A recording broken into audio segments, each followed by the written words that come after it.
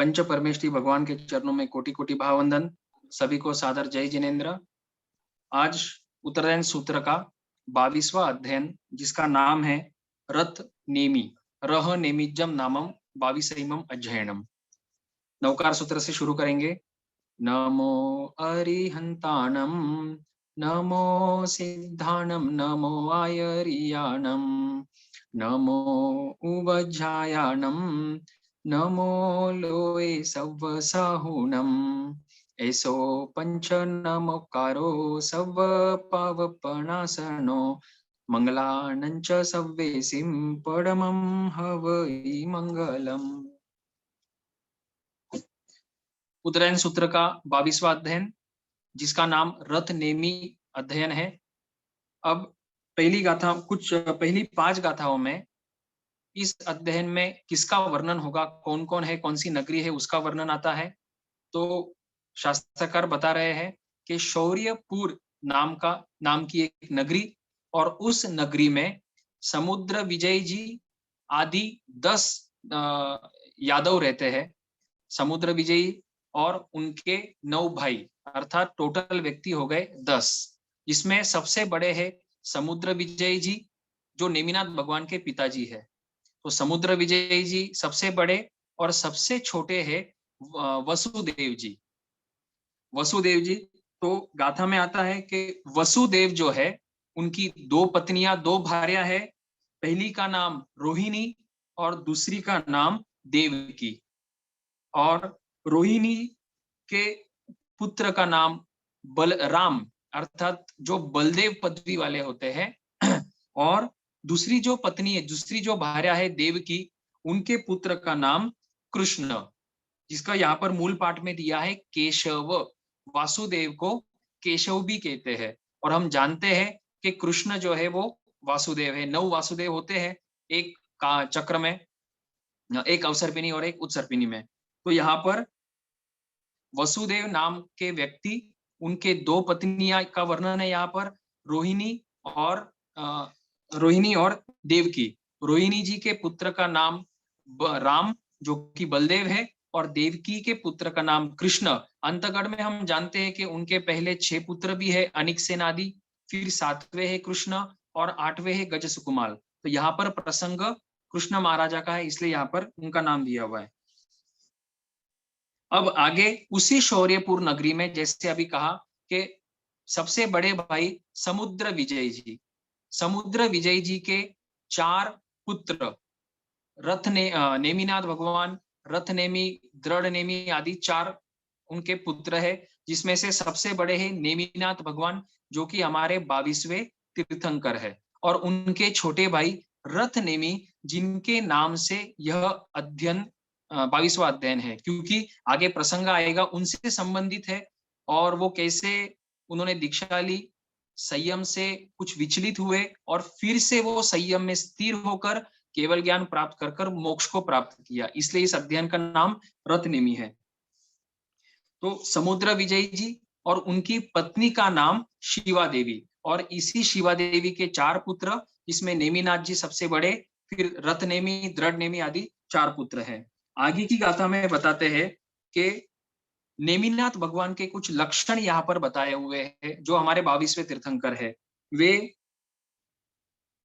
1008 लक्षणों से युक्त है। हम प्रतिगमन में भी भाव वंदना में बोलते हैं कि तीर्थंकर भगवान जो है, उनके शरीर के ऊपर 1008 शुभ लक्षण होते हैं। जैसे कोई चिन्ह होता है, गाय, स्वस्तिक, पर्वत, तलवार, स्वस्तिक आदि, जो फिर चंद्र, सूर्य, ऐसे 1008 शुभ लक्षणों से उनका शरीर युक्त होता है।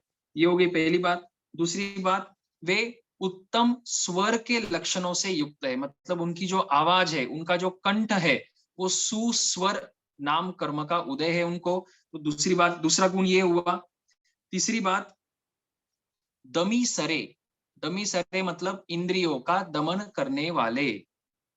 ये विशेषण दीक्षा के बाद तो लागू होता ही है, लेकिन गृहस्थ अवस्था में भी तीर्थंकर भगवंतों को और अन्य महापुरुषों को भी हम ये विशेषण लगा सकते, यहाँ पर शास्त्रकारों ने लगाया है दमीश्वर अर्थात इंद्रियों का दमन करने वाले।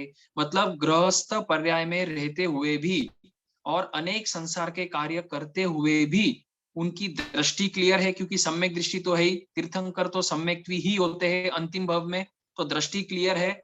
और जो भी संसार के कार्य वे कर्मों के उदय के कारण से करते हैं, वे उन सभी कार्यों में लगभग अंतर मन से अंतर भाव से न्यारे रहते हैं, अलिप्त रहते हैं, वे लिप्त नहीं होते हैं। इसलिए यहाँ पर विशेषण दिया है दमीश्वर अर्थात इंद्रियों के दमन करने वाले।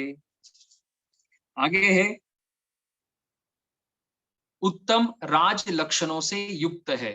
तो जो राजा होते हैं उनके कुछ लक्षण होते हैं, कुछ शारीरिक लक्षण भी होते हैं और कुछ गुण गुण भी होते हैं। तो दोनों प्रकार के लक्षण नेमिनाथ भगवान में और अन्य जो भी महापुरुषों के नाम लिए यहाँ पर, जैसे समुद्र विजय जी है, वसुदेव जी है, वे उन सभी में ये लक्षण पाए जाते हैं। सामुद्रिक शास्त्र में कुछ शरीर का माप दंड वगैरह आया हुआ है, तो उसके हिसाब से उनका शरीर होता है, तथा गुणों की अपेक्षा से वे वे जो राजा होते हैं, वे प्रजा का शोषण शोषण नहीं करने वाले होते हैं, बल्कि उनकी रक्षा संरक्षण करने वाले होते हैं, उनके गुणों को बढ़ाने वाले होते हैं, खुद त्यागी होते हैं और सत्य के राह पर चलने वाले होते हैं। तो ऐसे गुण इन महापुरुषों में पाए जाते हैं। आगे नेमिनाथ भगवान वज्र ऋषभ नाराज सहनन युक्त थे। आगमों में 6 और कर्म ग्रंथों में 6 सहननों का वर्णन आता है। सहनन अर्थात शरीर की दृढ़ता, शक्ति। सहनन अर्थात हड्डियों की शक्ति या हड्डियों की रचना, उसको सहनन कहते हैं। तो 6 प्रकार के सहनन है। पहला सहनन है वज्र ऋषभ नाराज सहनन, ये सबसे टॉप सहनन होता है। मोक्ष प्राप्ति के लिए पहला सहनन होना आवश्यक है। जिसको पहला सहनन होगा वही मोक्ष मुक्ति को प्राप्त कर पाएगा। और फिर दूसरे नंबर से लेकर छठे नंबर तक भी सहनन है, लेकिन वो क्रमशः गुणों में हीन होते जाते हैं। और वर्तमान की अगर बात करें कि हमको कौन सा सहनन है, तो लगभग हमारा सहनन छठे नंबर का आता है, अर्थात सेवार्थ सहनन। सेवार्थ सहनन मतलब लगभग हमको सेवा की अपेक्षा रहती है, क्योंकि गिर जावे, फ्रैक्चर हो जाता है, पेन होता है, दुखने लगता है, मालिश आदि करने की हमको इच्छा होती, अपेक्षा रहती है। तो उस अपेक्षा से छठा सहनन हमारा लगभग हम मानते हैं। तो नेमिनाथ भगवान में और अन्य 63 शलाका पुरुषों में भी पहला सहनन होता है, वो है वज्र ऋषभ नाराज सहनन।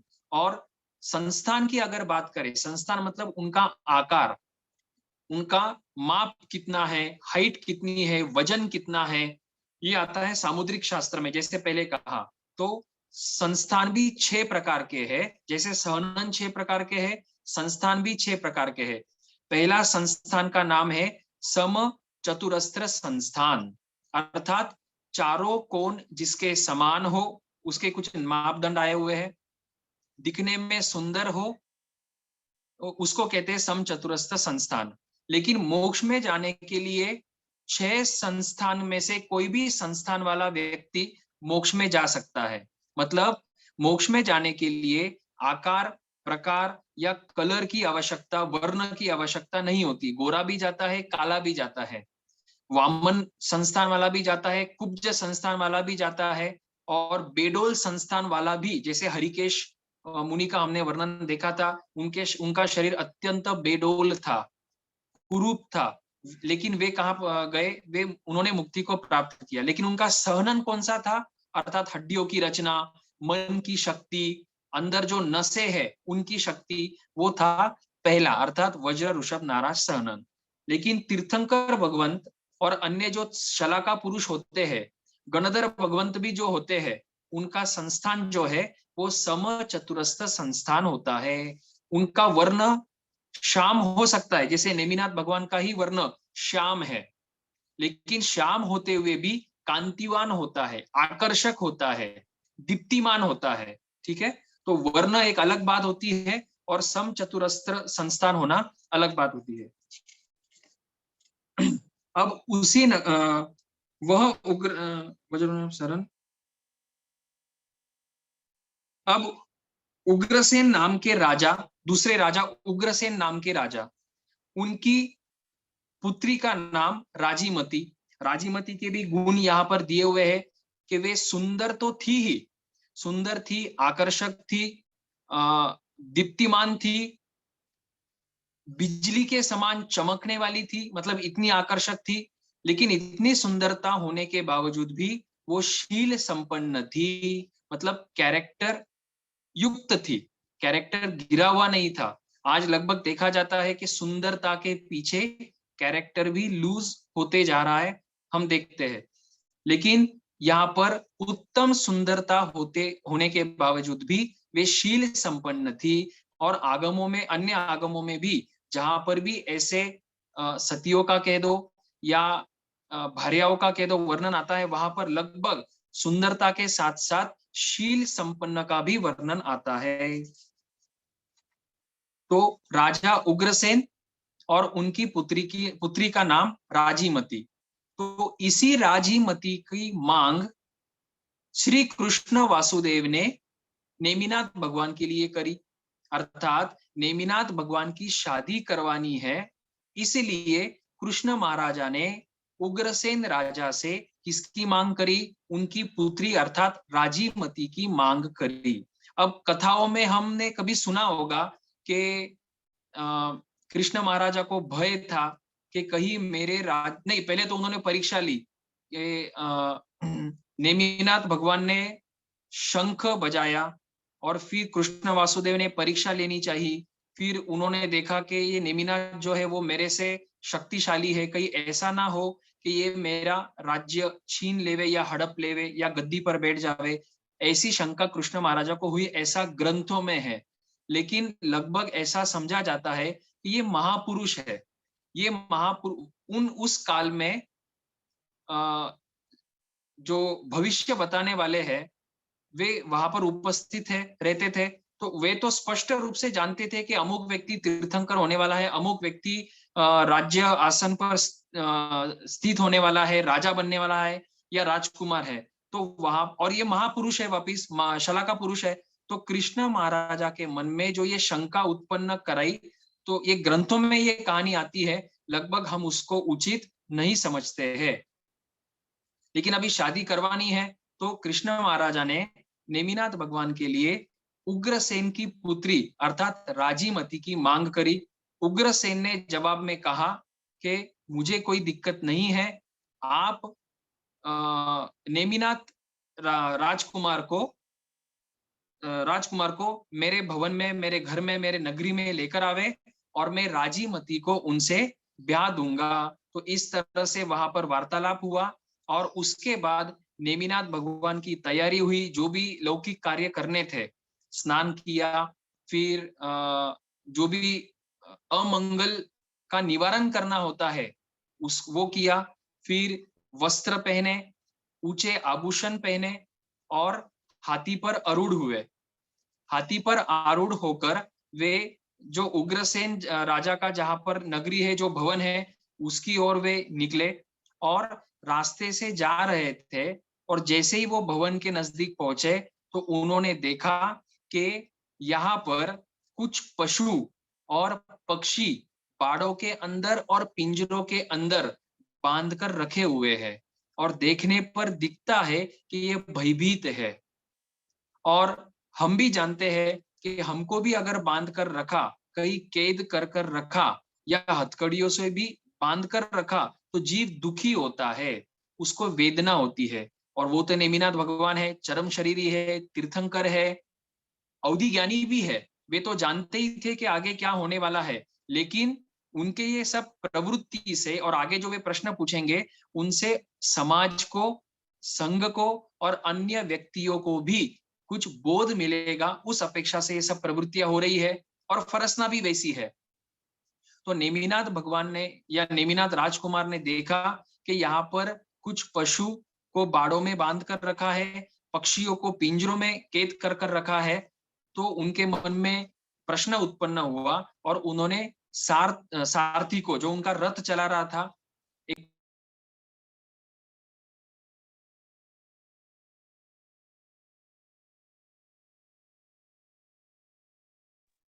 हाथी चलाने वाले को महावत कहते हैं और रथ चलाने वाले को सारथी कहते हैं। यहाँ पर मूल पाठ में शब्द है सारथी, और पहले का वर्णन आया है कि वे हाथी पर निकले।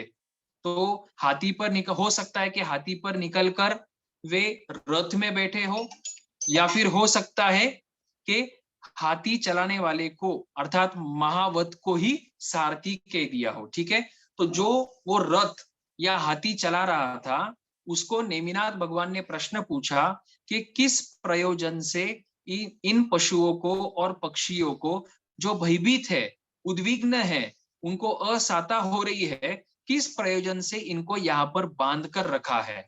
ठीक है, तो इससे एक बोध निकलता है कि हम अगर जू आदि में जाते भी होंगे जहां पर प्राणियों को कैद कर कर रखा है, जू में कैद कर कर रखते हैं, टाइगर है, लायन है, या जो भी अन्य प्राणी है, स्नेक है, ये क्रोकोडाइल वगैरह है, उनको केज में रखेंगे, पिंजरे में रखेंगे, बांध कर रखेंगे।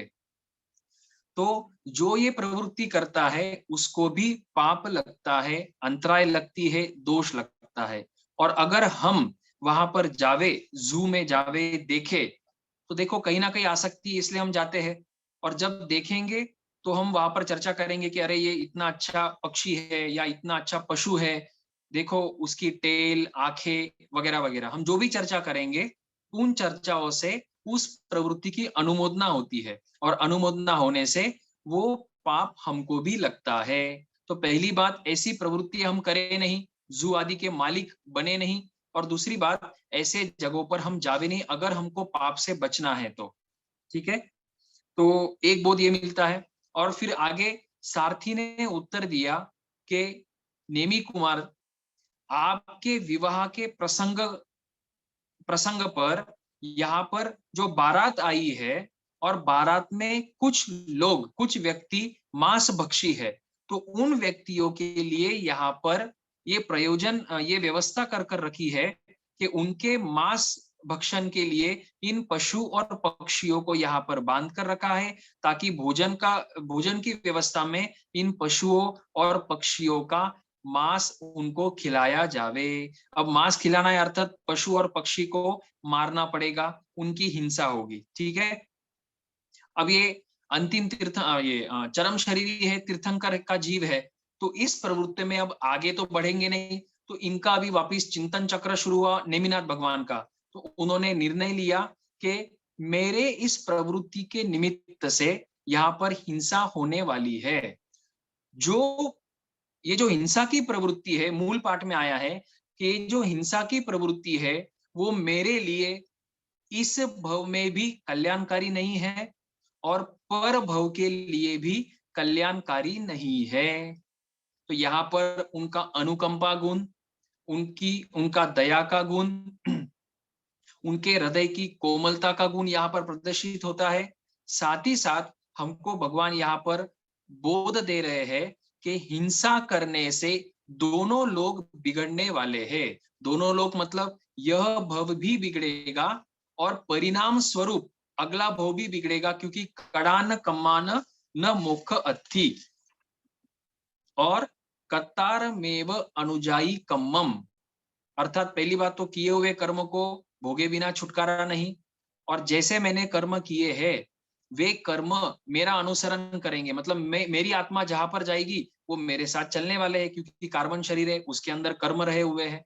तो इस भव में की हुई हिंसा का पाप वर्तमान में तो दुखी कराएगा ही मुझे, आत्मा की दृष्टि से देखे तो, लेकिन भविष्य काल में भी एक भव के लिए जो मैंने हिंसा करी, उस एक भव के कारण मेरे अनंत अनंत भव बिगड़ने वाले हैं। तो इसलिए भगवान ने वहां पर विचार किया कि इस लोक में भी मेरे लिए श्रेष्ठ नहीं है, कल्याणकारी नहीं है। और परलोक में सिर्फ अगला भव नहीं लेना है, अगले जितने भी भव बाकी है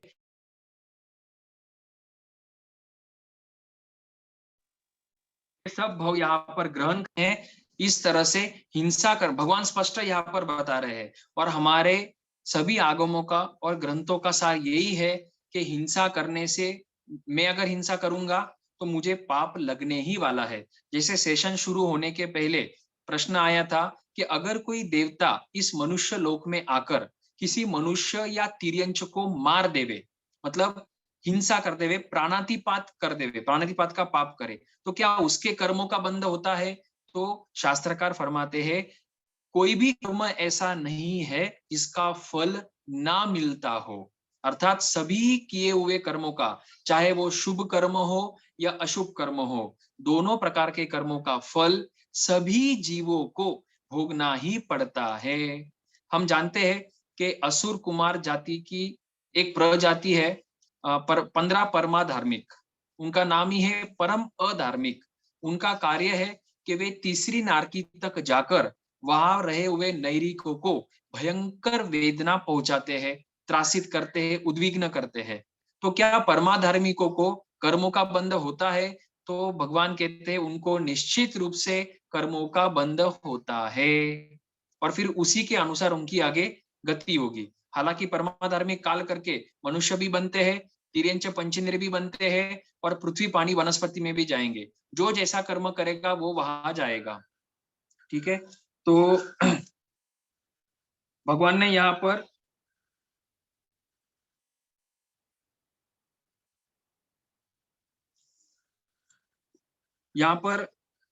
देखो, वो यदि मेरे कारण से, नेमिनाथ भगवान सोच रहे कि यदि मेरे कारण से इन बहुत से प्राणियों का वध होगा तो यह परलोक में मेरे लिए निश्रेयस्कर नहीं होगा, अर्थात कल्याणकारी नहीं होगा।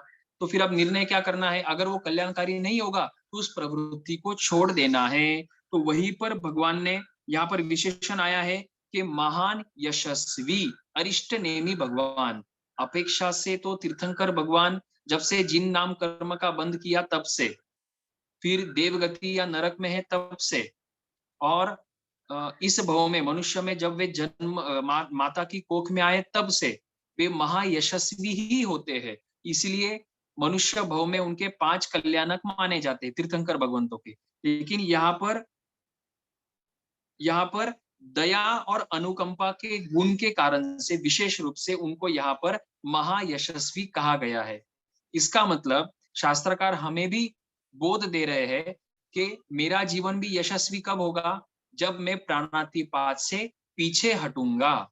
मतलब मेरे तो 2 मार्ग बताया भगवान ने, एक तो साधु जीवन है, और साधु जीवन में तो पांचों प्रकार के पापों का त्याग है, हिंसा, झूठ आदि 5 या 18 ही पापों का पूरा त्याग है, 3 करण 3 योग से जावत जीव के लिए, जीवन भर के लिए। तो वहां पर पाप होता नहीं। अगर ऐसा साधु जीवन कोई स्वीकार नहीं कर सकता है, शक्ति नहीं है, तो उसके लिए भगवान ने दूसरा मार्ग बताया, देश वीरति, अर्थात आंशिक रूप से पापों का त्याग कर देवे, वही श्रावक कहलाएगा। तो श्रावक के लिए 3 मनोरथ बताया भगवान ने, आरंभ का त्याग करूं, दीक्षा ग्रहण करूं, और तीसरा मनोरथ है समाधि मरण को प्राप्त करूं। श्रावक के लिए भगवान ने विश्राम स्थल, 4 विश्राम स्थल बताए हैं। वो विश्राम स्थल कौन से है?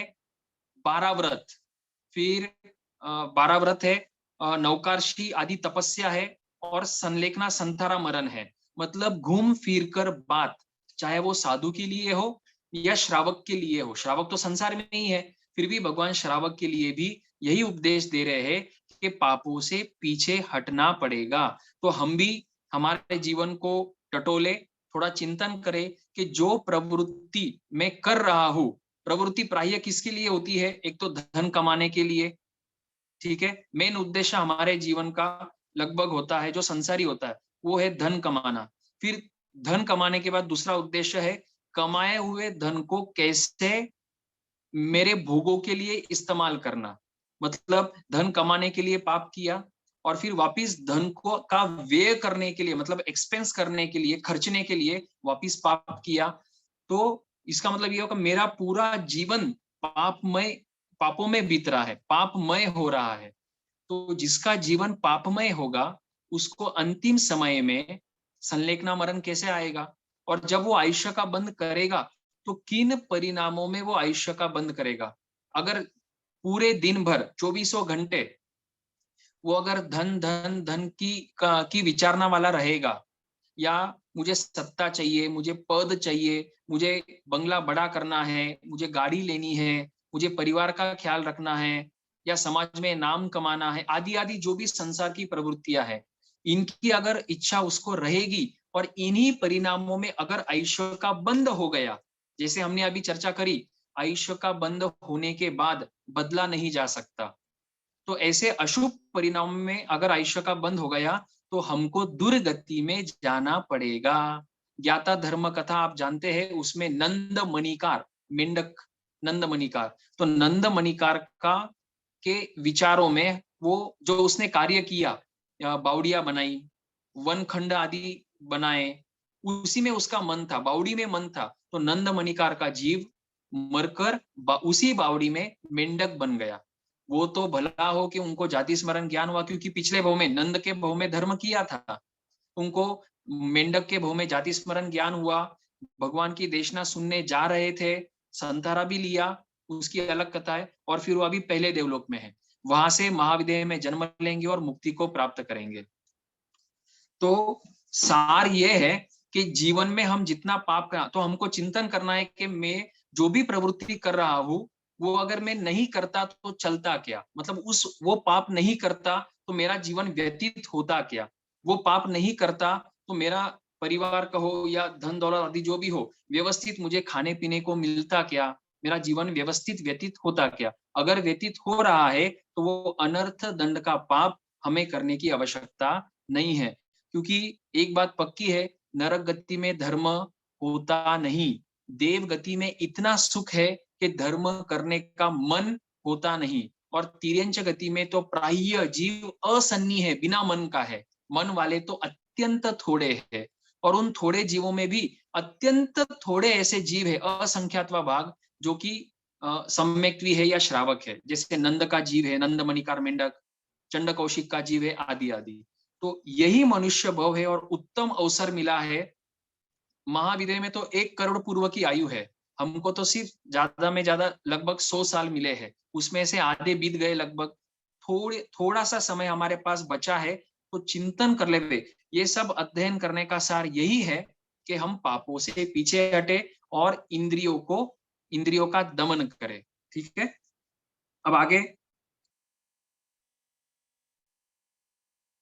तो इस तरह से भगवान ने चिंतन किया कि मेरे निमित्त से अगर ये हिंसा होगी तो मेरे लिए श्रेयस्कारी नहीं है। तो चिंतन करने के बाद नेमिनाथ भगवान ने निर्णय लिया कि यहाँ से रथ को वापिस मोड़ना है। अब शादी वगैरह कुछ नहीं, शादी के लिए आए थे, ठीक है, फरसना थी, वहां तक आना फरसना थी, लेकिन केवल ज्ञानी के ज्ञान में ये फिक्स था कि भगवान शादी करने वाले नहीं है, लेकिन वहां तक आएंगे, उन पशुओं को देखेंगे, इस तरह से चिंतन करेंगे, ये भी केवल ज्ञानी के ज्ञान में पता था ज्ञानी को। ठीक है, जो केवल ज्ञानी जानते हैं उसको बदला नहीं जा सकता, घटनाएं जो है वो बदली नहीं जा सकती, चाहे हमको अवधि ज्ञान हो या केवल ज्ञान हो। ठीक है, तो जो भी था वो फरसना थी। हमारे जीवन में भी जो भी होता है फरसना होता है, हमको तो पुरुषार्थ करना है धर्म में, संसार में हमको पुरुषार्थ हम करेंगे तो जितना पाप करेंगे उतना हमको भोगना पड़ेगा। ये भव, इस भव में हमको धर्म में आगे बढ़ना है, धर्म में पुरुषार्थ करना है। तो भगवान ने वहां पर चिंतन किया कि यहाँ से अभी लौटना है, क्योंकि ये हिंसा के कार्य मेरे निमित्त से होंगे तो मेरे लिए कल्याणकारी नहीं है। तो वहां पर उन्होंने अपने आभूषण और अपने कानों के कुंडल आदि उस सारथी को दिए, क्योंकि सारथी ने वहां पर उनको कहा था, उत्तर दिया था, जानकारी दी थी, और इसी जानकारी के कारण से भगवान ने ये निर्णय लिया कि भाई यहाँ पर अभी रहने में कोई सार है नहीं, यहाँ पर कल्याण होगा नहीं, और वहां से रिटर्न हुए। तो वहां से उन्होंने रथ को मोड़ा और अपने भवन में आए, और भवन में आने पर उन्होंने मन में, पहले देखो, पहले ये घटना होती है कि नेमिनाथ भगवान पहले मन में दीक्षा लेने का निर्णय करते हैं, और उस निर्णय के प्रभाव से 9 लोकांतिक में रहे हुए देवता, उनका आसन चलायमान होता है, और वे यहाँ पर मूल पाठ में है अपने परिवार के साथ और अपनी रिद्धि के साथ। कौन? 9 लोकांतिक के देवता, वहां पर देविया तो है नहीं, क्योंकि देविया सिर्फ दूसरे देवलोक तक है। 9 लोकांतिक जो है वो पांचवें देवलोक के सीध में है, मतलब पांचवें लेवल देवलोक के फ्लोर पर है, नवलोकांतिक। तो वहां पर सिर्फ देवता है, और कितने विमान है उनके? 9, इसलिए कहते हैं नव लोकांतिक। और लोकांतिक क्यों कहते हैं? क्योंकि जो ये त्रस नाल है, ज्यादा डिटेल नहीं जाएंगे, जो त्रस नाल है, त्रस नाल के बिल्कुल बॉर्डर में है, इसलिए उनको लोकांतिक कहते हैं, त्रस नाल के बॉर्डर में। ठीक है, तो वे देवता परिवार के साथ और अपनी समस्त रिद्धि के साथ फिर नेमिनाथ भगवान जहाँ पे है अपने भवन में, वहां पर आते हैं और भगवान से अंजलि बद्ध विनंती करते हैं कि भगवंत, अब आप धर्म तीर्थ की प्रभावना करे, या धर्म तीर्थ की प्रवृत्ति करे, मतलब दीक्षा लेवे। अब कोई नवलोकांतिक देवता के कहने से कोई तीर्थंकर दीक्षा नहीं लेते। जैसे अभी कहा कि पहले तो भगवान के मन में आया कि मुझे दीक्षा लेना है, और फिर उनका आसन चलायमान हुआ, और फिर नवलोकांतिक देवता आते हैं। तो ये उनका जीताचार है। जीताचार मतलब फॉर्मेलिटी है, जो उन देवताओं को करनी होती है। वो आते हैं, और फिर जैसा हम जानते हैं कि प्रत्येक तीर्थंकर एक दीक्षा लेने के 1 वर्ष पहले से दान देते हैं। ठीक है, तो 1 साल तक दान देते हैं, मतलब 360 दिन। इंग्लिश कैलेंडर के हिसाब से 365 दिन होते हैं, और ये हमारे धर्म के कैलेंडर के हिसाब से, तिथियों के कैलेंडर के हिसाब से 360 दिन माने जाते हैं। प्रतिदिन 1 करोड़ 8 लाख सोना मुद्राओं का दान दिया जाता है। तो ये भंडार से दिया जाता है। भंडार में देवता जो है, जैसे वैश्रमण देवता है, इंद्र इनको आज्ञा देते हैं, इनके जो अधीनस्थ देव है उनको आज्ञा देते हैं कि अब ये भगवान दीक्षा लेने वाले हैं, तो इनको वर्षिदान देना है। वर्षिदान मतलब 1 साल तक इनको दान देना है, तो इनके भंडारों को भरा जाए। तो देवता भी वहां पर उपस्थित होते हैं, और तीर्थंकर भगवान मेरे ख्याल से संभावना 2 प्रहर तक दान देते हैं। सुबह सुबह का पहला प्रहर और दूसरा प्रहर, मतलब दिन का पहला और दूसरा प्रहर, संभावना 2 प्रहर तक वे दान देते हैं। ठीक है, प्रतिदिन 1 करोड़ 8 लाख का दान दिया जाता है। 360 दिन दान देंगे तो टोटल दान होता है 3 अरब 88 करोड़ 80 लाख सोना मुद्राओं का दान। 3 अरब 88 करोड़ 80 लाख सोना मुद्राओं का दान दिया जाता है, और उसके बाद तीर्थंकर भगवान दीक्षा ग्रहण करते हैं।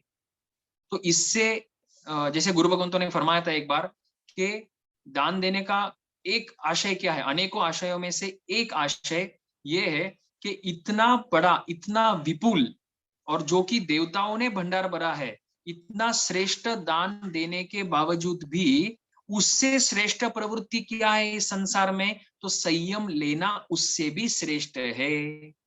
हम हम अगर बात करें हमारी, तो हम दान दे देकर कितना दे सकते हैं, पैसे का, धन का, उसको लिमिटेशन है। भगवान के तो अभी बता दिया कितना दान दिया, लेकिन उस दान से भी श्रेष्ठ क्या है? संयम ग्रहण करना श्रेष्ठ है, साधु बनना श्रेष्ठ है, मुनि बनना, श्रमण निर्ग्रंथ बनना श्रेष्ठ है। तो ये आशय है भगवान का वहां पर। और धर्म के हिसाब से अगर देखें तो 2 सबसे बड़े दान है, एक है अभय दान और दूसरा है सुपात्र दान। अभय दान मतलब सामयिक करना, अभय मतलब दूसरे जीवों को अभय देना, उनको निर्भय बना देना कि मैं तुझे नहीं मारूंगा। तो वो कब होगा? संवर करेंगे, सामयिक करेंगे, पौषध करेंगे तब होगा, या साधु बनेंगे तब होगा। तो वो है अभय दान। दूसरा है सुपात्र दान। सु मतलब अच्छा, श्रेष्ठ, सम्यक्त्व युक्त, और पात्र मतलब सामने वाला व्यक्ति। तो ऐसा कौन है? साधु है, तो साधु को जो गोचरी दी जाती है, और दया गोचरी करने वाले श्रावकों को तो जो बहराया जाता है, वो भी सुपात्र दान में आता है। तो ये 2 दान, अभय दान और सुपात्र दान, इस 14 राजलोक में सबसे श्रेष्ठ दान माने जाते हैं। तो इस तरह से वर्षी दान देने के बाद तीर्थंकर नेमिनाथ भगवान शिविका पर आरूढ़ हुए, जो कि देवताओं ने बनाई है, और उस शिविका से वे सहस्त्र आम्रवन नाम के उद्यान में पधारे। उस उद्यान में वे शिविका से नीचे उतरे और ईशान कोण में जाकर उन्होंने पंचमुष्टि लोच किया खुद के हाथों से। पंचमुष्टि अर्थात ये जो सिर है इसके 5 विभाग किए, 5 डिवीजन किए, और डिवीजन करने के बाद जैसे वर्तमान में लोच किया जाता है, चिमटी भर जितना जितना निकलेगा, बस उसी तरह से वो लोच करते हैं। ऐसा नहीं समझना कि भाई उन्होंने 5 मतलब 5 इसमें लोच कर दिया कि भाई एक बार इस साइड का लोच एक ही बार में कर लिया, दूसरी बार दूसरे साइड का लोच पूरा हो गया, तीसरी बार ऊपर का कर दिया, चौथी बार आगे का कर दिया और 5वीं बार पीछे का कर दिया। इस तरह से नहीं समझना। ये विभाग किए, 5 विभाग किए और फिर धीरे धीरे जितना टाइम लगे उनके हिसाब से, उनकी शक्ति के हिसाब से उन्होंने लोच किया। लोच कर कर नमो सिद्धानम, तीर्थंकर भगवान भी दीक्षा लेने के पूर्व सिद्ध भगवंतों को वंदन नमस्कार करते हैं। तो नमो सिद्धानम कहकर वे दीक्षा ग्रहण करते हैं। आचार्य में पाठ आया है लगभग सव्वम अकर्निजम जोगम पचखामी जावत जीवाय तिर्यम तिवेहणम। सभी प्रकार के अकरणीय कार्य करने का त्याग, मतलब जो भी अकरणीय है, अकरणीय क्या है? 18 पाप, तो 18 ही पापों का त्याग 3 करण 3 योग से जीवन भर के लिए। इस तरह से नेमिनाथ भगवान यहाँ पर दीक्षित होते हैं और दीक्षा लेने के बाद ये जो उनके परिवार के ही मेंबर है, कृष्ण वासुदेव है और उनके भाई बलराम है और इनके पिता समुद्र विजय से लेकर तो वसुदेव है, ऐसा उनका कुटुंब, ऐसा उनका परिवार। वो वहां पर भावना भाते हैं कि हे भगवंत, आपने जिस उद्देश्य से यह दीक्षा ग्रहण करी है, अर्थात मोक्ष के उद्देश्य से आपने दीक्षा ग्रहण करी है, वो लक्ष्य आपका पूरा होवे, मतलब आप जल्दी से जल्दी मुक्ति को प्राप्त करें। ऐसे शुभ भावना और शुभ वचन वहां पर कहकर जो परिवार आया था वो वापिस लौट जाता है। और हम जानते हैं कि नेमिनाथ भगवान ने दीक्षा ली, तब उनके साथ 1000 पुरुषों ने भी दीक्षा ग्रहण करी। महावीर स्वामी भगवान ने तो अकेले दीक्षा ली, अकेले साधना करी, अकेले केवल ज्ञान प्राप्त किया और अकेले मोक्ष पधारे। अन्य तीर्थंकरों का अलग है। तो नेमिनाथ भगवान का है कि 1000 पुरुषों के साथ उन्होंने दीक्षा, या 1000 पुरुषों ने तीर्थंकर भगवान के साथ दीक्षा ग्रहण करी। अब आगे राजीमती का वर्णन। नेमिनाथ भगवान ने बारात निकाली थी, नगरी तक पहुंचे थे, वहां पर पशुओं को देखा, निर्णय किया कि हिंसा का कार्य है, वापिस लौट गए और दीक्षा भी हो गई। दीक्षा 1 साल के बाद हुई, बराबर। तो राजीमती को तो पहले ही पता चल गया कि नेमिनाथ जी लौट चुके हैं। अब पहले के स्त्री और पुरुष ऐसे होते थे, प्राय करके स्त्री के मन से भी अगर किसी को पति रूप में मान लिया तो बस उस निर्णय पर वे ठाम होते थे, उस निर्णय पर वे स्थिर रहते थे कि भाई यही मेरा पति होगा। फिर अन्य किसी पर पुरुषों के पास देखना नहीं, मन में सोचना नहीं, और शादी करना तो दूर की बात है। तो राजीमती जी ने मन से ही नेमिनाथ भगवान को अपना पति मान लिया था। और हम कथा के माध्यम से जानते हैं कि इनका संबंध पिछले 9 भवों से भी 9 भवों से भी चलते आ रहा है। तो वो भी एक राग का कारण है, संयोग होता है, तो वो संयोग यहाँ पर बैठा। तो मन से राजीमती जी ने नेमिनाथ जी को अपना पति माना। तो नेमिनाथ जी लौटने के बाद भी और वहां पर 1 साल भर वर्षिदान देने तक इन्होंने शादी तो करी नहीं, क्योंकि इन्हीं को पति माना है। और अब जब नेमिनाथ भगवान ने दीक्षा ले ली है, तो इनको जब वो पता चला तो उनका जो सुख था वो दुख में परिवर्तित हुआ कि ठीक है, चलो भाई शादी नहीं करी लेकिन संसार में तो है नेमिनाथ जी, लेकिन अब तो दीक्षित हो गए हैं। तो जो अभी तक वो जो सुख था, वो आनंद था, जो हास्य था, वो सब विपरिणामित हो गया, मतलब सुख दुख में कन्वर्ट हो गया, आनंद दुख में हो गया। तो इस तरह से हताश हो गई। लेकिन अब आगे गाथा में आता है, उन्होंने ये सोचा कि मैं अधन्य हूं, अपुण्य हूं, धिक्कार है मेरे जीवन को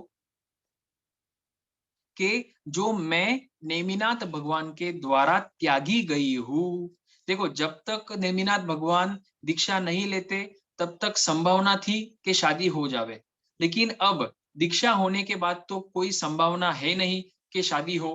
तो इसलिए अब ये विचार करते हैं कि मेरे जीवन को धिक्कार है कि मैं नेमिनाथ भगवान के द्वारा अब त्यागी गई हूँ। अब निर्णय हो चुका है कि हमारी अब शादी होने वाली नहीं है।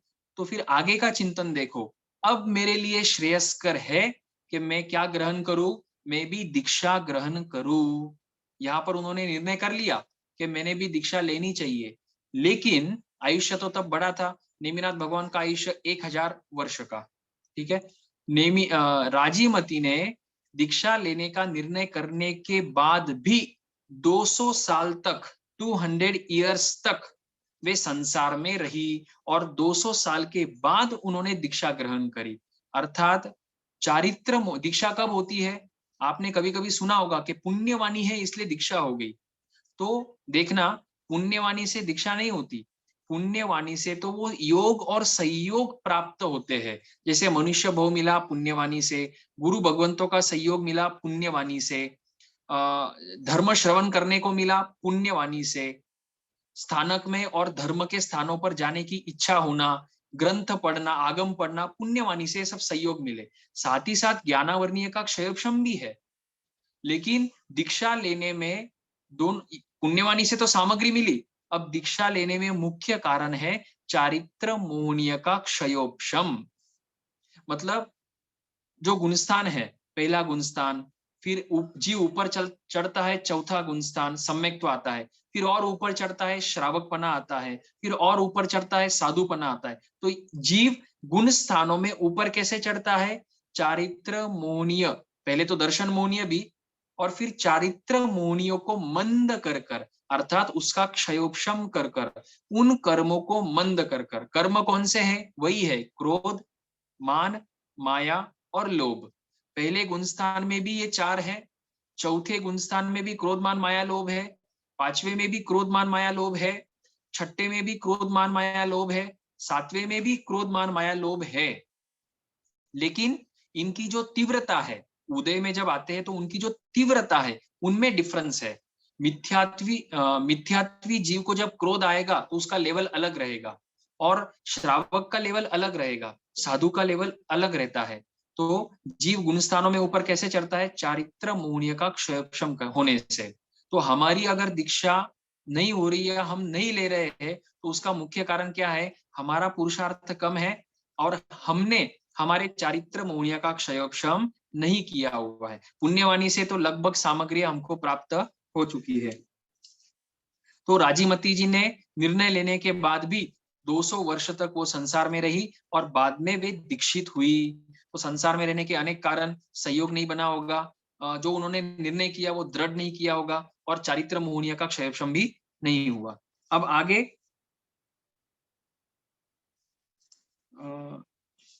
ठीक है, अब जब 200 वर्ष बीत चुके हैं, अब वे दीक्षा के लिए पधारते हैं, और दीक्षा शिविका में बैठे, शिविका से दीक्षा के स्थान पर पधारे, नेमिनाथ भगवान जहां पर थे वहां पधारे, और वहां पर स्वयमेव केशों का लुंचन किया, मतलब केशों का लोच किया।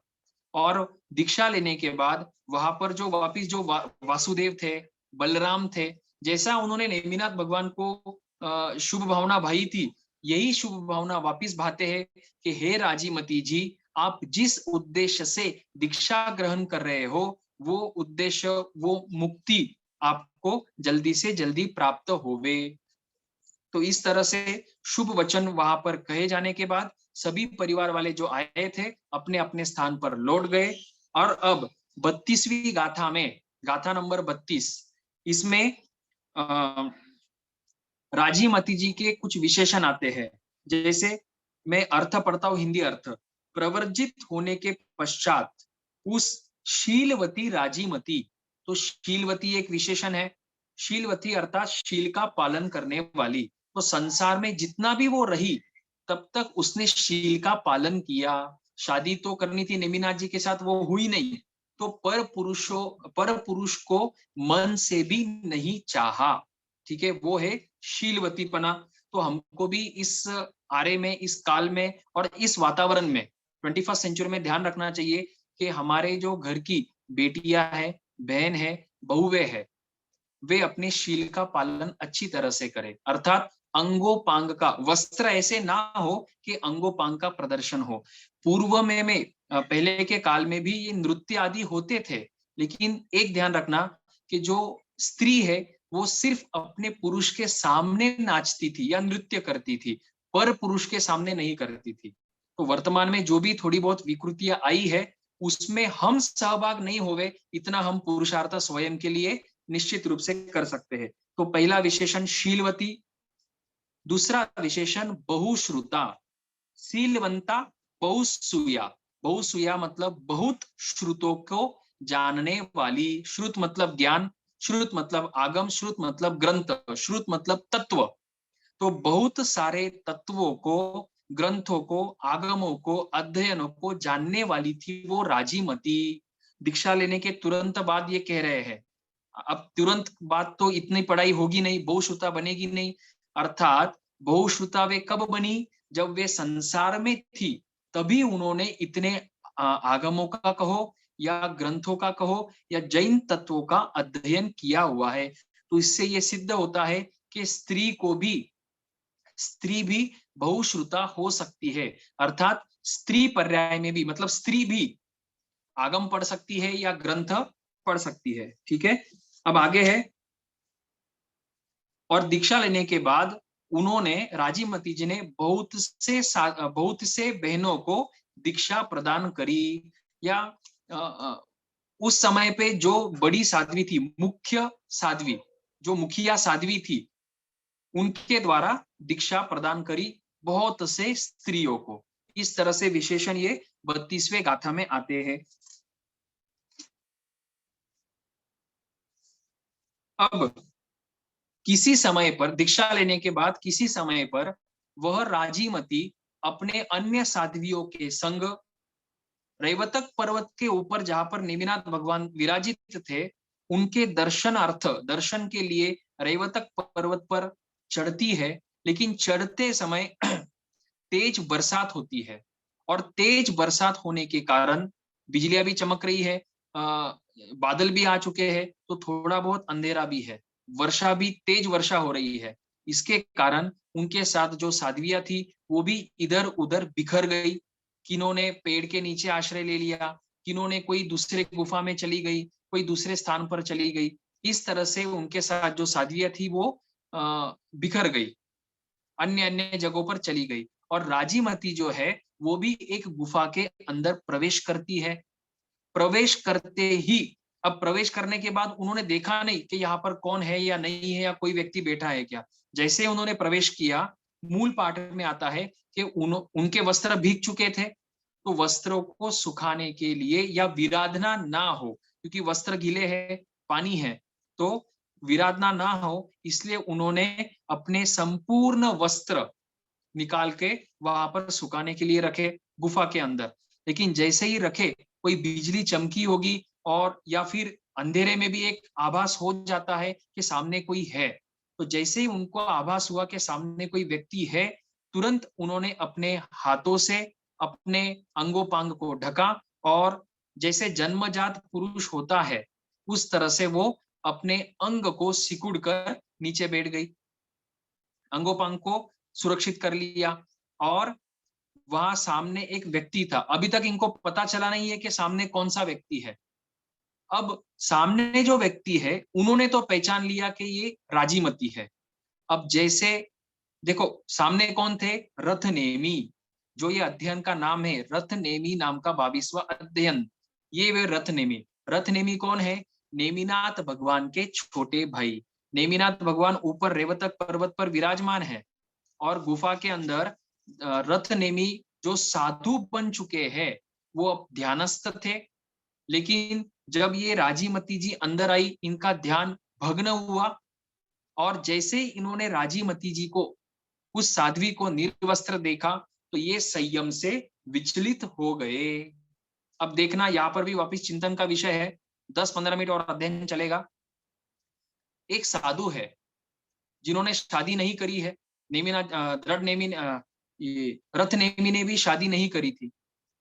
त्याग किया हुआ है, नेमिनाथ भगवान के पास दीक्षा ग्रहण करी हुई है, तपस्या भी चल रही होगी और गुफा में एकांत में ध्यानस्थ है, ध्यान में वे धर्म का चिंतन कर रहे हैं। लेकिन जैसे ही सामने निमित्त आया, एक तो एकांत, अंधेरी, अंधेरा, और सामने स्त्री, और फिर निर्वस्त्रता, इनके इसके कारण जो संयम के माध्यम से आत्मा को स्थिर किया हुआ था, वो आत्मा अब अस्थिर हो गई, विचलित हो गई, चंचल हो गई, क्योंकि अनादिकाल के संस्कार है, अभी तक अवेदीपना आया नहीं है। अनादिकाल से जीव एक तो पुरुष था, स्त्री था, नहीं तो नपुंसक था, मतलब वेद से ग्रस्त था, मेहनत करके मनुष्य भव में साधु बना, उन खोटे संस्कारों को पोंछने का, दबाने का काम किया, पुरुषार्थ किया, लेकिन जैसे निमित्त सामने आया, अगर कमजोर हो गए तो फिर फिसलना तय है। तो वहां पर रथ नेमी फिसल गए, ध्यान से विचलित हो गए, संयम से तो अभी ठीक है, लेकिन मन से उनके मन में वे राजीमती को, जो साध्वी है सामने, साध्वी है, वे जानते हैं कि नेमिनाथ जी, राजीमती जी, राजीमती जी कौन है, वे सब जानते हैं, लेकिन अब वो सब ज्ञान पीछे रह जाता है। वर्तमान में सामने जो निमित्त है और मेरे जो कर्म है वो सब काम करते हैं, और इसके कारण उनके मन में राजीमती जी को चाहने की इच्छा हुई, स्पर्श करने की इच्छा हुई, इतना ही नहीं, भोगने की इच्छा हुई। देखना, इतने वर्षों का संयम एक चिंगारी मात्र में पूरा जलाया जा सकता है, भस्म किया जा सकता है, उस संयम का राख हो सकता है। इसलिए भगवान ने साधु साध्वियों को 9 वाड़ बताइए, ब्रह्मचर्य की 9 वाड़, वाड़ मतलब सुरक्षा, बाउंड्री, कंपाउंड, जिसमें वो साधक अगर रहेगा तो अपने व्रतों को सुरक्षित रख पाएगा। तो मूल पाठ में ये आता है, संयम के प्रति भग्न उद्योग, भग्न निरुत्साह एवं पराजित ऐसे वे रथ नेमी को देखकर राजीमती संभ्रांत न हुई, घबराई नहीं। अब राजीमती ने पहचान लिया, अरे ये तो रथ नेमी है, देखो पहचान वाले हैं और जानते हैं कि ये नेमिनाथ जी के भाई है। तो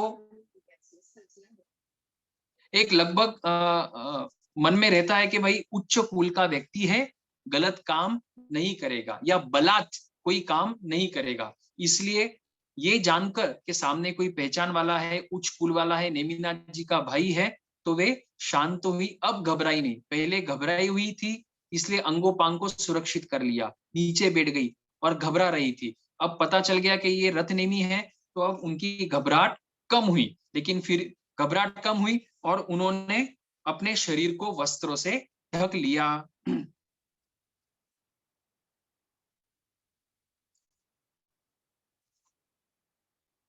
रथ नेमी थोड़ा सा आगे बढ़े और राजीमती जी को इनविटेशन दे रहे हैं। मूल पाठ में है कि हे भद्रे, हे सुंदरी, मैं रथनेमी हूं, हे सुंदर शरीर वाली, हे सुतनु, मतलब सुंदर शरीर वाली, हे मधुर भाषिनी। तो इस तरह से अलग अलग विशेषण, मतलब कितना मन में था उस स्त्री, क्योंकि पहले भी वे थोड़ा बहुत उनके ऊपर आसक्त थे संसार, गृहस्थ अवस्था में, और अब भी जो पूर्व के संस्कार थे वो वापिस जागृत हुए, इसलिए अनायास ये सब शब्द निकल रहे हैं और भोगों की मांग हो रही है। अब राजीमती जी शांत होकर उनको समझा रही है कि हे रत्नेमी, यदि तुम रूप में वैश्रमान के समान, वैश्रमन देवता के समान क्यों ना हो, या रति विलास में नल कुबेर के समान क्यों ना हो, या साक्षात तुम इंद्र क्यों ना हो, फिर भी मैं तुम्हें नहीं चाहती हूं। इसका मतलब रथ नेमी तो संयम से, ये साधना से च्युत हो गए, लेकिन राजीमती जो है वो संयम में अभी भी स्थिर है, उनको अपने नियम याद है, वे जानते हैं कि नियम से च्युत होकर उसका परिणाम आगे क्या होगा, इसलिए वे कहते हैं कि चाहे तू इंद्र क्यों ना हो, मैं तुझे मन से भी नहीं चाहती हूँ, क्योंकि उन्होंने उनके मन में पहले संसार अवस्था में तो नेमिनाथ जी थे, अब दीक्षा लेने के बाद कोई नेमिनाथ जी भी नहीं है और अन्य पुरुष भी नहीं है, क्योंकि साधना किसकी करनी है? अवेदी पने की साधना करनी है। अवेदी पने की साधना करनी है तो मन में कोई भी चाहना रखकर वो साधना नहीं की जा सकती। अब आगे, अब देखो वो विचलित हुए हैं। अब ये जो काम अग्नि है, ये अगर हावी हो जावे, हावी तो हो गई है, और अगर कंट्रोल के बाहर हो जावे, तो फिर वहां पर शील की रक्षा करना अत्यंत कठिन हो जाएगा। ठीक है, तो वहां पर अभी उनको कड़क शब्दों में उपदेश देना पड़ेगा। तो आगे जो दशवैकालिक सूत्र में दूसरे अध्ययन में गाथा आती है, वही गाथा यहाँ पर, पखंदे जलियम जोइम तुम के ओम दुराशयम निच्छन्ति वंतयम भूतुम पुले जाया अगंध ने एग्जाम्पल दिया कि जिस तरह से अगंध कुल में उत्पन्न हुआ सर्प अग्नि में प्राण देने के लिए तैयार हो जाता है, लेकिन वो किसी के वश नहीं होता है, उसी तरह वो तैयार हो जाता है। लेकिन तुम कैसे हो? तुम तो वमन किए हुए को भी ग्रहण करना चाहते हो। निच्छन्ति वंतयम भूतुम, तुम्हारी इच्छा है कि जो तुमने वमन किया हुआ है वो तुम वापिस भोगना चाहते हो, क्योंकि दीक्षा ली तब तो सब पापों का त्याग किया था और वमन किया था। अब क्या कोई वमन किया हुआ वापिस ग्रहण करना चाहेगा? नहीं, लेकिन फिर भी तुम उसको ग्रहण करना चाह रहे हो। अब आगे की गाथा में बताते हैं कि धीरतु तेजसो कामी, धिक्कार है तुम्हारे इस जीवन को या तुम्हारी इस इच्छा को कि जो तुम अजोस कामी, मतलब अयश के कामी हो। अयश, पहले देखो विशेषण आया था भगवान के लिए यशकारी, तो यशस्वी, तो वे उनका जीवन यशस्वी कैसा हुआ? दया से, अनुकंपा से। ठीक है, मतलब 18 पापोसना का त्याग करेंगे तो जीवन यशस्वी बनेगा, सक्सेसफुल बनेगा ज्ञानी के दृष्टि में। और यहाँ पर वो मैथुन के पाप में आगे बढ़ना चाह रहे हैं, तो राजीमती जी उनको क्या बोल रहे हैं कि आगे बढ़ना अर्थात क्या है कि अयश को चाहना है, लेकिन धिक्कार है तुम्हारी इस इच्छा को कि जो तुम अयशस्वी होना चाहते हो। जोतम जी होगा, वंतम इच्छसी आवे उम सेयम ते मरणन भवे, तुम जो वमन किए हुए को वापिस चाटना चाहते हो, इससे तो श्रेष्ठ है मरणम ते सेयम भवे, इससे तो मरना श्रेष्ठ है। इसका मतलब राजीमती वहां पर स्पष्ट उपदेश दे रहे हैं कि तुम्हारी जो इच्छा हो रही है उससे तुम्हारा चौथा व्रत यावत सभी व्रत के भंग हो जाएंगे। तो इन व्रतों को भंग करने से अच्छा है कि तुम संयम में ही स्थिर होकर मृत्यु को प्राप्त कर लो, क्योंकि असंयम में हमारे जीव ने तो अनंतिकाल मृत्यु को प्राप्त किया है, जिसको बाल मरण कहा जाता है। पंडित मरण देखो, चंदन बाला की माता जो रथ में लेके जाई जा रही थी, और रथकार ने वहां पर भी भोग की इच्छा करी, वांछा करी, तो चंदन बालाजी की माता ने क्या किया? जीभ को बाहर निकाला या जहर आदि पिया होगा, वहां पर अपने प्राणों का त्याग कर दिया। क्यों? शील की रक्षा के लिए। तो इसी तरह यहाँ पर उपदेश दिया जा रहा है कि वमन किए हुए को ग्रहण करने से तो अच्छा है कि तुम संयम में स्थिर रहकर मृत्यु को प्राप्त हो जाओ। संयम ते मरणन भवे। एक और उदाहरण हमने सुना ही है, अंबड़ श्रावक के शिष्य, 700 शिष्य, जिनका सिर्फ इतना व्रत था कि बिना पूछे कुछ ग्रहण नहीं करना है, और उनको जब प्यास लगी, नदी थी, पानी था, भले सचित था, वो तो उनका पचकान नहीं था, पानी था, लेकिन वहां पर आज्ञा देने वाला कोई नहीं था, तो उन्होंने उस व्रत की सुरक्षा करते हुए संतारा ग्रहण किया और वे एका भवतारी बने। तो श्रेष्ठ क्या है? देखो, मरण तो हमारा अनादिकाल से अनंत काल से हो ही रहा है। हमको इस भव में अगर मरना है तो समाधि मरण से मरना है। समाधि मरण कब होगा?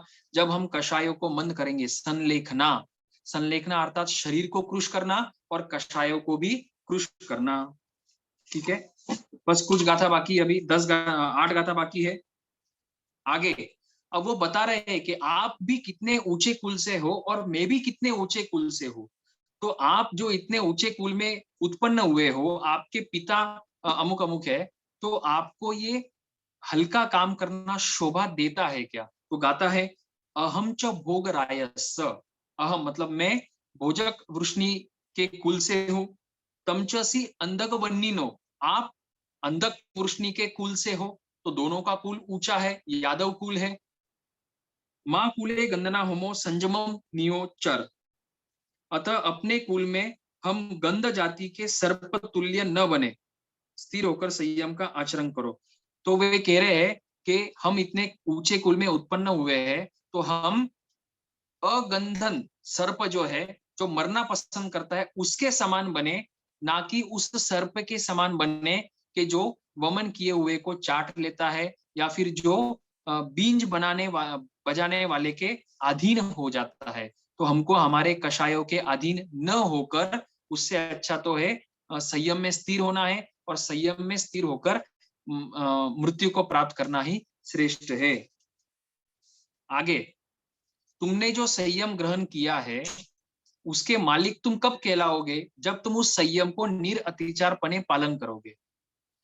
तो उदाहरण दिया, जैसे गोपालक, जो ग्वाला होता है, गोपालक होता है, वो सिर्फ गायों की पालना करता है, पालन पोषण करता है, वो गायों का मालिक नहीं होता है। पहला उदाहरण। दूसरा उदाहरण दिया भंडारी का, जैसे भंडारी है, ट्रेजरर है, वो सिर्फ उस उसका सार संभाल करने वाला होता है, नियोजन प्रयोजन करने वाला होता है, उस भंडार का वो मालिक नहीं होता है, वो भंडारी।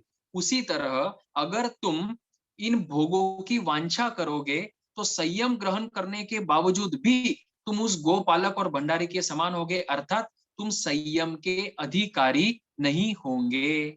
मतलब द्रव्य से संयम कहलाएगा, बाकी भाव से तो तुम गिर चुके होंगे, सामान्य के स्वामी नहीं होंगे।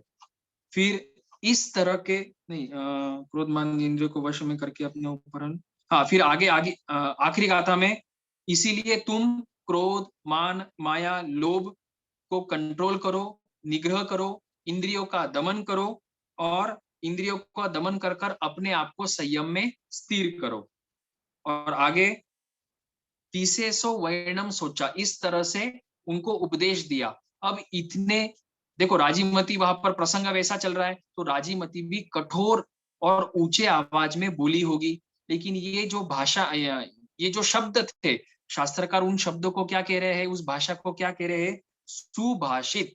अर्थात तीसे सो वर्णम सोचा संजयाई सुभाषियम, मतलब राजीमती के यह सुभाषित वचनों को सुनकर रथ अंकुशेन जहां नागो धम्मे संपरिवाइयो, जिस तरह से हाथी को अंकुश से वश किया जाता है, उस तरह वो विचलित हुए रथ नेमी ने अपने आप को संयम में स्थिर कर लिया, अपने इंद्रियों को, अपने आत्मा को वश कर लिया। ठीक है, तो वहां पर जो राजीमती जी ने उपदेश दिया, अब रथ नेमी है, ऊंचे कुल में जन्मे हुए हैं, नेमिनाथ भगवान के द्वारा उपदेश को प्राप्त किए हुए हैं, बस निमित्त मिला था, थे तो चरम शरीरी हलुकर्मी, निमित्त के कारण विचलित हुए थे। तो राजीमती जी ने जो वहां पर कठोर भाषण, जिसको शास्त्रकार सुभाषण कहते हैं, उसको सुनकर रथ नेमी संयम में स्थिर हुए, और संयम में स्थिर होकर फिर आगे इंद्रियों का निग्रह कर कर, 5 समिति 3 गुप्ती का पालन कर कर, वे उन्होंने भी केवल ज्ञान को प्राप्त किया और मुक्ति को प्राप्त किया।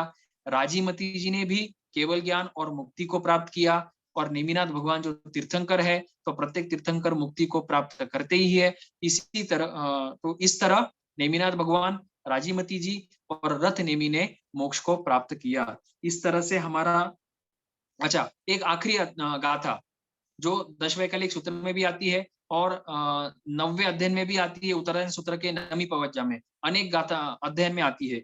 एवं करंती संबुद्धा पंडिया पवियखना, पंडित किसको कहते हैं, प्रविचक्षण किसको कहते हैं?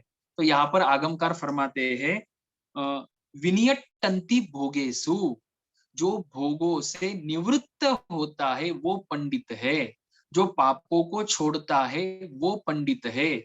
आपको थोकड़े कम ज्यादा आते होंगे, शास्त्रकार कहते हैं चलेगा, आपको आगम कम ज्यादा याद है, चलेगा। मुख्य इस जिन शासन में मुख्य मार्ग क्या है? 5 इंद्रियों को निग्रह करना और भोगों से दूर रहना। इसलिए बार बार शास्त्रकार फरमाते हैं कि बुद्ध किसको कहना है, विचक्षण किसको कहना है, पंडित किसको कहना है। जैसे यहाँ पर ये पुरुषोत्तम, जहां से पुरुषोत्तम हो, इस अध्याय में उत्तम पुरुष कौन है? रथ नेमी को उत्तम पुरुष कहा। क्यों कहा? भले ही पहले विचलित हुए तब वो उत्तम नहीं है, लेकिन जब वो स्थिर हुए तो वो उत्तम कहलाए। तो हम सभी जीवों का भूतकाल भयंकर काला है, लेकिन वर्तमान में हम सुधर जाएंगे, भगवान की वाणी के अनुसार आचरण करेंगे तो हम भी उत्तम पुरुष कहलाएंगे। ठीक है, तो इस तरह से जिन वाणी को ज्यादा से ज्यादा सुने, स्मरण करे, कोई भी देश में हो विदेश में हो, हम जितना ज्यादा जिन वाणी से जुड़ते रहेंगे उतना ज्यादा हमारा चिंतन चलेगा कि पाप क्या है, पुण्य क्या है, अर्थ दंड क्या है, अनर्थ दंड क्या है। और चिंतन करते करते हम उत्तर पापों से पीछे हटते जाएंगे और हमारा जीवन उज्जवल बनते जाएगा और हम भी मोक्ष मार्ग में आगे अग्रसर होते जाएंगे। इस तरह से हमारा ये 22वां रथ नेमी नाम का अध्ययन, जिसमें 51 गाथा है, वो पूरी होती है। भगवान की वाणी के विरुद्ध कुछ कहने में आया हो तो मिच्छामि दुक्कडम, सभी को खमत खामना। कोई प्रश्न होंगे तो हम प्रश्न ले सकते हैं।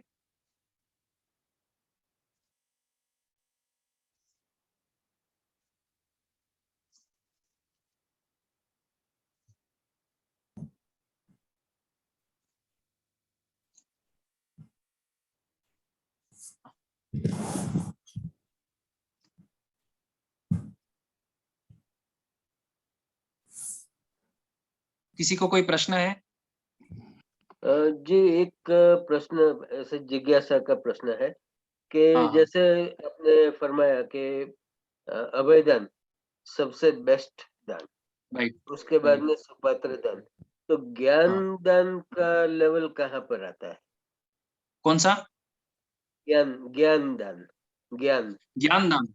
नॉलेज। जी जैसे अभी, हाँ जैसे अभी कहा कि पंडित किसको कहना है कि जो पापों से पीछे हटेगा, तो हमारे जैन शास्त्रों में मुख्यता है पापों से पीछे हटने की। जैसे मास्तुष मुनि का भी उदाहरण आता है, स्मरण जी में कुछ रहता नहीं था लेकिन श्रद्धा थी, आचरण था, इसलिए मुक्ति को प्राप्त किया।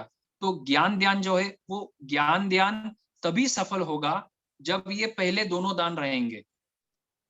तो पहला है अपना अभय दान और सुपात्र दान। तो सुपात्र दान तो किसी का योग मिलता है नहीं मिलता है, तो इसलिए मुख्य रूप से अभय दान। तो जो सामयिक लेकर ज्ञान ध्यान करेगा, जो संवर लेकर साधु बनकर ज्ञान ध्यान करेगा, तो उस ज्ञान ध्यान में 4 चांद कब लगेंगे? जब पीछे संवर रहेगा, पापों का त्याग रहेगा। अन्यथा तपस्या भी कर लेवे, मांस खमन पारने मांस खमन भी कर लेवे, लेकिन संवर नहीं है, आश्रमों को रोका नहीं है, तो उतना लाभ शास्त्रकार नहीं देखते हैं। मान लो कोई व्यक्ति खाते पीते दया करता है, संवर करता है, तो और दूसरा व्यक्ति उपवास करता है लेकिन पूरा उसका संसार का कार्य जोर शोर से चालू है, तो गुरु भगवान फरमाते हैं कि पहला जो व्यक्ति है जिसने आहार का तो त्याग नहीं किया, उतना आश्रय उसका चालू है, लेकिन बाकी के पापों का त्याग कर वो सामयिक में बैठा है, अध्ययन कर रहा है, तो उसका फल उसको ज्यादा मिलेगा। तो ज्ञान ध्यान इंडिविजुअली अगर देखा जाए तो कौन सा ज्ञान ध्यान कर रहे हैं उस पे महत्व है। पहली बात तो संसार के ज्ञान ध्यान में का महत्व इतना नहीं होगा, शास्त्रों का ही होगा, वितराग वाणी का ही होगा। और वितराग वाणी में भी मुख्यता रहेगी पापों से पीछे हटकर ज्ञान ध्यान करने का और देने का। Thank you.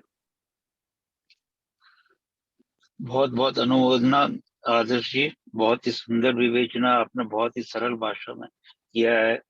जिन वाणी से ये समझने को मिलता है अपने को कि मनुष्य सोच से ही किसका पतन होता है और उस तरह से कैसे फिर वो अपने आप को वापस संयम में ला सकता है।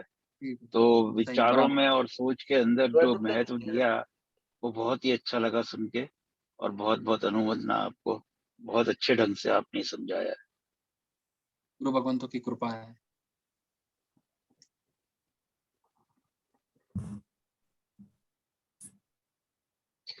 और किसी को कुछ कहना है क्या?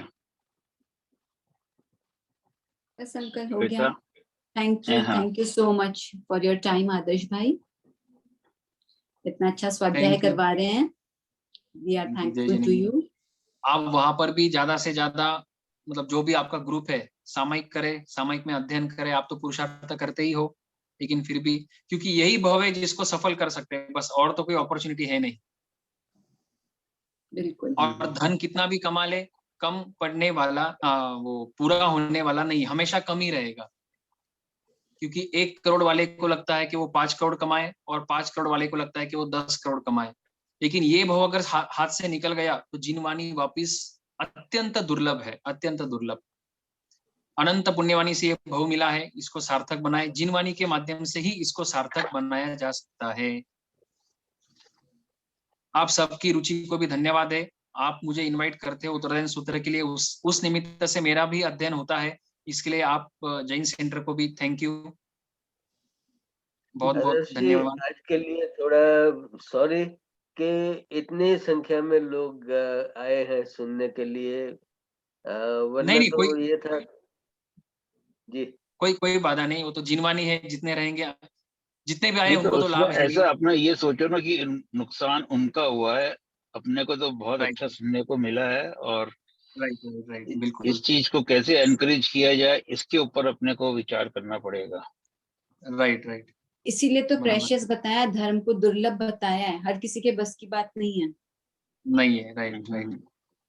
इसीलिए वैसे दुर्लभ हमारे बताया। घर में संख्या 1 दिखती है, लेकिन तीनों सुन रहे हैं, टेलीविजन पर ब्रॉडकास्ट किया हुआ है ताकि सब देख सके घर वाले। बराबर, सही सही, तो राइट राइट नंबर्स तो एक ही दिखता है, लेकिन 3 लोग भाग ले रहे हैं साथ में। राइट। हाँ नहीं, नंबर्स का तो, नेताजी के नंबर्स घर का में भी ऐसा वैसे ही भी कोई होगा। भी विचार नहीं, नंबर्स का वैसे भी कोई भी विचार नहीं है, क्योंकि जिनवानी है, मैं कर रहा हूँ तो मुझे तो लाभ है ही, और जो सुन रहे हैं उनको लाभ है, बस यही उद्देश्य है। जी जी, बिल्कुल बिल्कुल। बहुत बहुत धन्यवाद। जय ठीक, जिनेन्द्र, जय खमत की कामना, जिनेन्द्र, जय जिनेन्द्र, जय थैंक यू, जिनेन्द्र, जय जिनेन्द्र। जय जिनेन्द्र।